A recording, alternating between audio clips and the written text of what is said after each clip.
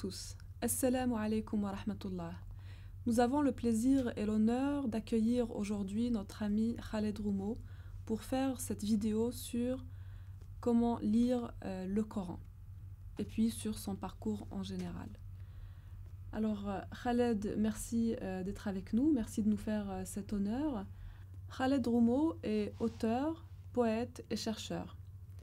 Nous allons parler aujourd'hui de son livre « Le Coran déchiffré selon l'amour ». Ce livre est très très riche et je vous conseille vivement de le lire. Comment tu vis ta foi de musulman dans le vivre ensemble dans la société d'aujourd'hui ?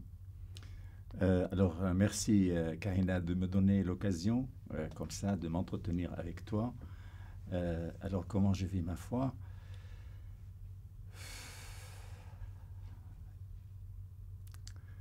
Il faut dire les choses comme elles sont. Oui. La foi est donnée par Dieu. Alors ce Dieu que je n'ai pas vu, mais qui m'a, à un certain âge où j'étais vraiment en détresse, qui m'a signifié qu'il est là et qu'il est plein d'amour pour moi, et aussi qu'il est plein d'amour pour sa création. Et donc, à partir de ce moment-là, il m'était signifié qu'il fallait que je vive cet amour, que je le répande. Alors Khaled, est-ce que tu peux nous dire quel est le sens du mot amour dans le Coran ? Il y a plusieurs mots, pas un seul, mais le mot français amour, et il est traduit par mahabba, qui est l'une des nuances de l'amour dans la langue arabe et dans la révélation musulmane. Alors ce mot mahabba vient d'une racine qui veut dire le germe, la semence. Après, quand on lit le Coran, où ce mot est cité, on comprend que l'amour est un germe, est une semence que Dieu plante dans nos cœurs. Et cette semence est appelée à grandir, à croître, pour donner un arbre dont les racines sont bien enfoncées dans le sol et les ramures touchent le ciel qui est infini. Oui. Autrement dit, on est appelé à aimer indéfiniment, et dans le temps et dans l'espace. Aimer indéfiniment qui ? Le Créateur, Oui. la création, donc l'espèce humaine, Oui. mais aussi tout ce qui est dans le cosmos, dans l'univers. Il y a un lien d'amour qui nous relie à toute cette création. Donc il y a une sorte de trilogie, il y a Dieu, il y a la création et il y a l'être humain. L'être humain, oui. En fait, l'amour, la question de l'amour n'est pas étrangère à l'islam, parce qu'on a souvent tendance, malheureusement en plus aujourd'hui avec le contexte et tout ce qu'on voit comme image violente sur l'islam, je pense qu'il est très important de revenir à cette question et à cette notion de l'amour qu'on trouve énormément, qui est très présente dans le Coran, notamment à travers des notions comme al-rahma, al-mahabba, al-mawadda, al-ra'fa, al-hanan. Est-ce que peux nous en dire un peu plus, par exemple, sur la notion de al-rahma, qui commence en fait toutes les sourates et qu'on trouve dans plusieurs versets du Coran? Alors, un mot, Karina, puisque tu as évoqué le contexte actuel, eh bien, les gens parlent. Oui. Les gens parlent et chacun dit ce qu'il pense être vrai. Mais quelqu'un qui a la foi en Dieu, qui a donné un sens à sa vie, tout en écoutant ce qui se dit, les bruits du monde, eh ben, il ne se laisse pas ébranler parce que sa foi vient de Dieu. Et ce n'est pas les autres qui vont me dire qui je suis. Donc ce que je suis se définit à partir de cette lumière que j'ai reçue, à partir de cet amour qui est dans mon cœur. Alors quand on dit l'islam ceci ou cela, pas simplement ceux qui ne connaissent pas l'islam, mais certains musulmans qui sont un peu obtus, limités, et il ne faut pas vraiment se laisser ébranler. Ça c'est mis de côté. 15 siècles d'islam, 15 siècles de culture, de civilisation, d'amour, c'est présent dans l'histoire de l'humanité et c'est un édifice inébranlable. Mais l'islam n'est pas la seule religion, il n'est pas la seule vision du monde, il y a l'athéisme, l'agnosticisme aussi, les humanistes participent à notre culture actuelle, ils ont toujours participé.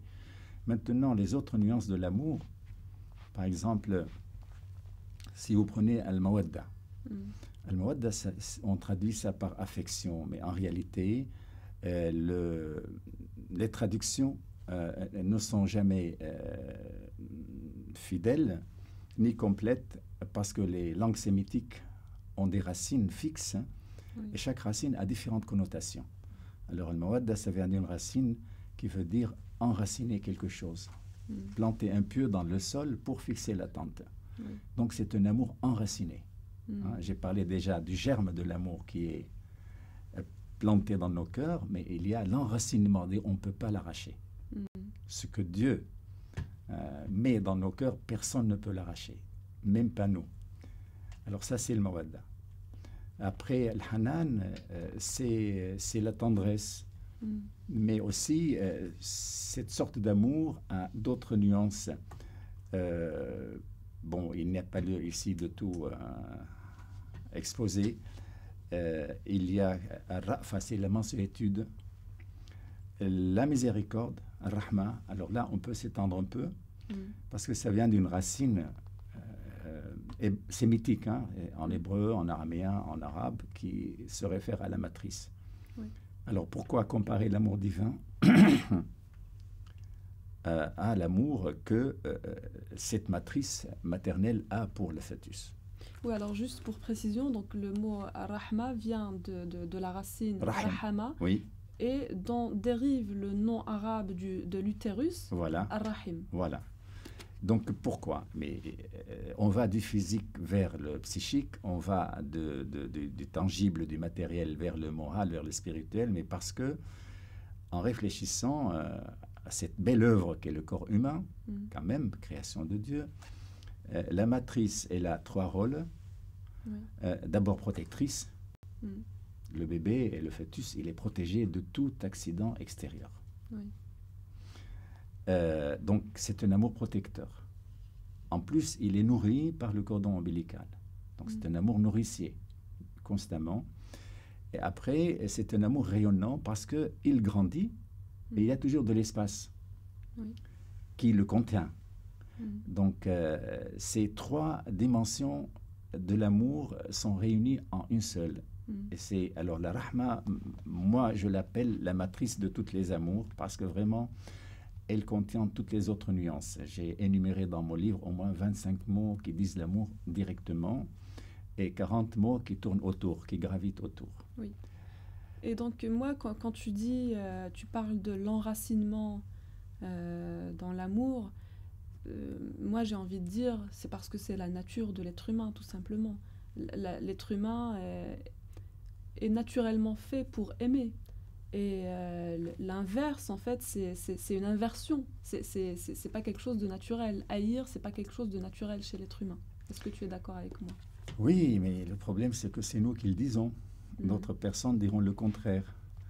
Ils sont plus dans la méfiance, dans la défiance, dans la confusion, dans l'ambiguïté, et ils en font une philosophie aussi. Ça existe.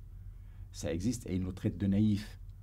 Bon, personnellement, je préfère une naïveté consciente, engagée, à un savoir pervers et ambigu qui utilise les autres pour réaliser ses propres fins. Mais ça, c'est une autre affaire. C'est une affaire d'éthique et de morale. On en reparlera une autre fois. Voilà, Khaled, voilà. Inch'Allah.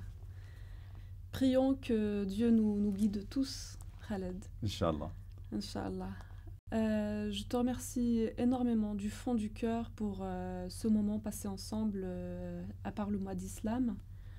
Je te dis à très bientôt, Inch'Allah. Est-ce que tu as un mot à nous dire, un mot de la fin?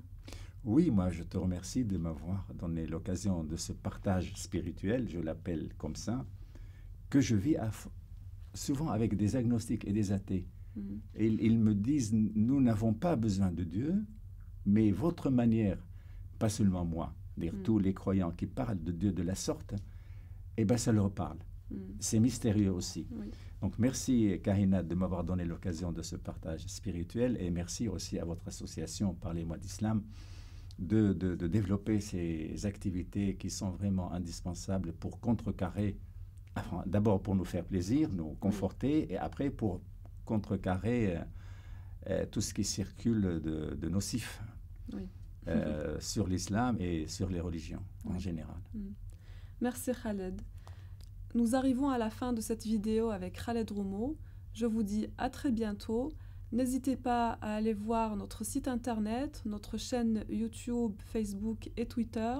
Je vous dis à très bientôt. Wassalamu alaikum wa rahmatullah.